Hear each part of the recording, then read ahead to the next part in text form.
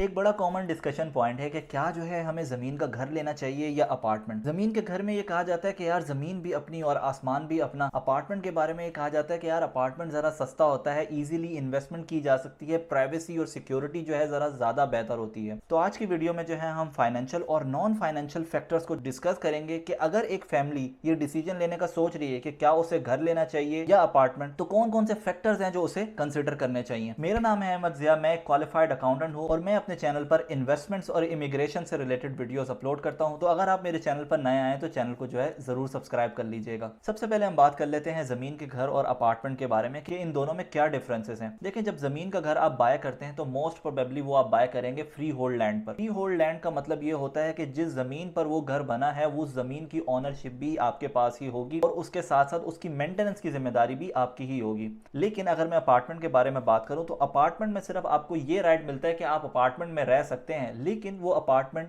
जिस लैंड पर या जिस ग्राउंड पर बना हुआ है उसकी ओनरशिप आपके पास नहीं होगी। उसकी ओनरशिप होगी उस बिल्डर के पास या मैनेजमेंट के पास जो उस पूरी बिल्डिंग को जो है टेक केयर कर रही है। दूसरा फैक्टर है हमारे पास प्राइसिंग का। अगर मैं हैलिफैक्स नोवा स्कोशिया की बात करूं और उसमें भी एक एरिया सेलेक्ट कर लूं, 1200 स्क्वायर फीट का बेंचमार्क रख लूं कि यार इस साइज का मुझे अपार्टमेंट या घर चाहिए, तो जो आजकल मार्केट वैल्यू चल रही है यहाँ पर अपार्टमेंट और घरों की, एक 1200 स्क्वायर फीट का अपार्टमेंट आपको अराउंड 3 लाख कैनेडियन डॉलर्स तक का मिल जाएगा। और जबकि अगर मैं घर की बात करूं तो वो आपको मिलेगा 5 लाख कैनेडियन डॉलर्स का। कनाडा में जब आप घर लेने जा रहे होते हैं तो आपको अराउंड 5% की डाउन पेमेंट देनी होती है अपने पहले घर पर। अगर मैं जमीन के घर की बात करूं तो अराउंड आपको 25,000 कैनेडियन डॉलर्स अरेंज करने होंगे। लेकिन at the other hand apartment के केस में आपको सिर्फ 15,000 कैनेडियन डॉलर्स अरेंज करने होंगे। तो इसका मतलब ये हुआ कि अपार्टमेंट में इन्वेस्टमेंट करना थोड़ा ज्यादा आसान होता है एज कम्पेयर टू हाउस। वैसे तो अपार्टमेंट घर के मुकाबले में खरीदने में सस्ता होता है, लेकिन there are some hidden cost जो कि आपको कंसिडर करनी चाहिए कोई भी इन्वेस्टमेंट डिसीजन लेने से पहले, चाहे बेशक वो आप जो है अपार्टमेंट ले रहे हो या जमीन का घर। अगर मैं हाउस की बात करूं तो बहुत सारी जो है हिडन कॉस्ट होती हैं। उसमें से एक जो बड़ी मेजर कॉस्ट जो आपको पे करनी पड़ेगी वो होगी डीड ट्रांसफर टैक्स, जिसे हम क्लोजिंग कॉस्ट भी बोलते हैं। ये 1.5% ऑफ द टोटल अमाउंट जितना का आपने घर खरीदा है वो आपको पे करने पड़ेंगे। अगर आपने 5 लाख डॉलर्स का घर खरीदा है तो अराउंड 7,500 कैनेडियन डॉलर्स आपको गवर्नमेंट को पे करने पड़ेंगे। इसके अलावा 1% प्रॉपर्टी टैक्स आपको हर साल पे करना पड़ता है और ये बेस करता है असेसमेंट की बेस पर। मतलब आपने 5 लाख डॉलर्स का घर लिया, अब गवर्नमेंट जो है उस घर की मार्केट वैल्यू असेस करेगी। जनरली कहा जाता है कि असेसमेंट थोड़ी कम वैल्यू पर ही होती है, अराउंड 3 लाख डॉलर्स पर होगी। तो 3 लाख डॉलर्स का 1% मतलब अराउंड 3,000 कैनेडियन डॉलर्स आपको पूरे साल का देना होगा गवर्नमेंट को। और इसके साथ ही साथ फिर एक स्नो रिमूवल कॉस्ट भी होती है, क्योंकि कनाडा में बर्फबारी बहुत ज्यादा होती है, तो ये बर्फ भी जो है आपको खुद ही साफ करनी होती है। इन 3 मेजर एक्सपेंसेस के अलावा भी बहुत सारे ऐसे खर्चे होते हैं जो कि आप डेली बेसिस पर करेंगे घर लेने के बाद, जैसे कि फर्नेस फिल्टर चेंज होता है हर 2 से 3 महीने के बाद, स्प्रिंकलर सिस्टम की मेंटेनेंस होती है, रूफ की मेंटेनेंस, फिर ड्राइववे की मेंटेनेंस, फिर बैकयार्ड की मेंटेनेंस। घर आपने लिया है और जिस जमीन पर वो घर बना है उसकी जिम्मेदारी आपकी है, तो आपको ही सारी मेंटेनेंस करनी होगी। अगर हम अपने घर के डिजाइन में कुछ ऑल्ट्रेशन करने का सोच रहे हैं तो इसमें जो है हमें लोकल गवर्नमेंट से इजाजत लेनी होगी। फॉर एग्जाम्पल, अगर हम बेसमेंट में किचन और वॉशरूम ऐड करने का सोच रहे हैं तो लोकल गवर्नमेंट ने अगर इजाजत दे दी तो हम वो ऑल्ट्रेशंस करवा सकते हैं। अपार्टमेंट के केस में आपको लोकल गवर्नमेंट से पहले बिल्डिंग की मैनेजमेंट से इजाजत लेनी होगी। मिसाल के तौर पर अगर आपने 1 बेड को 2 बेडरूम में कन्वर्ट करना है तो पहले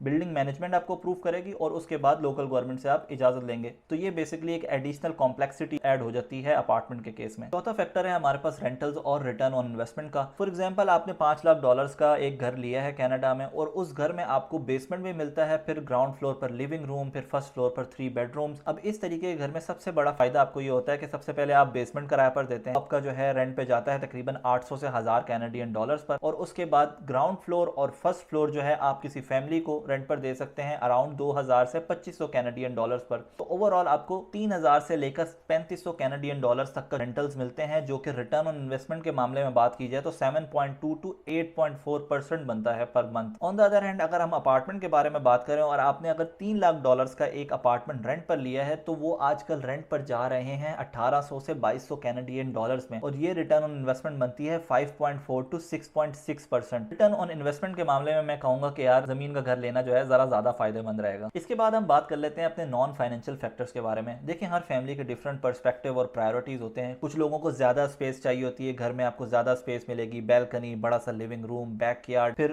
फैमिली एक्सपेंशन जैसे फैक्टर्स को देखा जाता है कि अगर आप देख रहे हैं आपके इन फ्यूचर फैमिली एक्सटेंड होगी, तो आप उसी हिसाब से डिसीजन लें। अगर आपको प्रॉपर सिक्योरिटी चाहिए तो फिर आपको अपार्टमेंट की तरफ जाना चाहिए, क्योंकि अपार्टमेंट में नीचे लॉबी बनी हुई है, डोर लॉक्स होते हैं एंट्रेंस पे, घर में उतनी सिक्योरिटी आपको नहीं मिलती। अगर आपको प्राइवेसी की तरफ जाना है तो प्राइवेसी घर में आपको ज़्यादा मिल जाएगी कनाडा में, क्योंकि अपार्टमेंट इस तरीके से बने हुए होते हैं कि इवन अगर मेरे ऊपर वाले फ्लोर पे कोई जोर से भाग भी रहा होगा तो उसकी आवाज़ जो है ना नीचे आ रही होती है। इसका बहुत ज़्यादा इशू होता है। तो ये कुछ नॉन फाइनेंशियल फैक्टर्स हैं जो कि एक फैमिली को कंसिडर करने चाहिए घर या अपार्टमेंट लेने से पहले। अगर आपका माइंडसेट ऐसा है कि यार आप इन्वेस्टमेंट्स के बारे में और ये नॉन फाइनेंशियल फैक्टर्स के बारे में इतना नहीं सोच रहे और आपकी सिर्फ सोच ये है कि यार मुझे सिर्फ अपने सपनों का घर चाहिए, तो बस ज़्यादा सोचें मत, डिसीजन ले लें। तो आज की वीडियो देखने के बाद आपका क्या डिसीजन है कि आप अपार्टमेंट लेना चाहेंगे या ज़मीन का घर? कमेंट सेक्शन में जो है ज़रूर बताइएगा। वीडियो अगर पसंद आई हो तो लाइक कीजिएगा और दोस्तों के साथ लाजमी शेयर कीजिएगा और चैनल को जो है ज़रूर सब्सक्राइब कर लीजिएगा और मुझे अपनी अच्छी सी दुआओं में याद रखिएगा। अस्सलामु अलैकुम व रहमतुल्लाहि व बरकातुहू।